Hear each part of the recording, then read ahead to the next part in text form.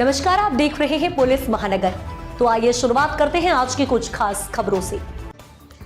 महाराष्ट्र के मंत्री नीतीश राणे के मदरसे में आतंकवादी तैयार होते वाले बयान पर राजनीति और तेज हो गई है। इस पर AIMIM नेता वारिस पठान ने अपनी प्रतिक्रिया दी है। उन्होंने कहा कि संविधान सबके बराबरी की बात करता है। अब नीतीश राणे को झूठ बोलने की आदत सी पड़ गई है।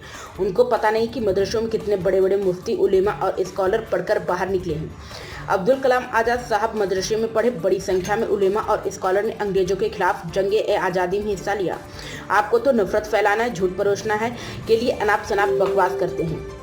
वारिस पठान ने आगे कहा कि ये लोग जो मदरसे से पढ़कर निकले आतंकवादी हैं। इस तरह के अल्फाज इस्तेमाल करके जो तमाम फ्रीडम फाइटर्स हैं उनका ये अपमान कर रहे हैं। मेरे पास तो पूरी लिस्ट पड़ी है उन लोगों की, उलेमा इकराम की, इस्लामिक स्कॉलर की, जिन्होंने अंग्रेजों के खिलाफ आज़ादी की लड़ाई लड़ी। आपके पास कोई लिस्ट है तो बताओ। क्या RSS की शाखा से निकलकर किसी ने जंग-ए-आज़ादी में हिस्सा लिया?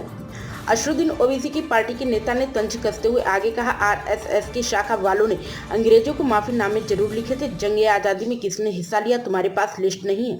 तुमको तो नफरत फैलाना है, झूठ परोसना है, तो अनाप शनाप बकवास तुम्हारे मुंह से निकलती ही रहती है। अगर मंत्रालय से रिपोर्ट है कि वहां पर कोई जिहादी गतिविधियां नहीं होती तो आप किस प्रकार का झूठ परोस रहे हो?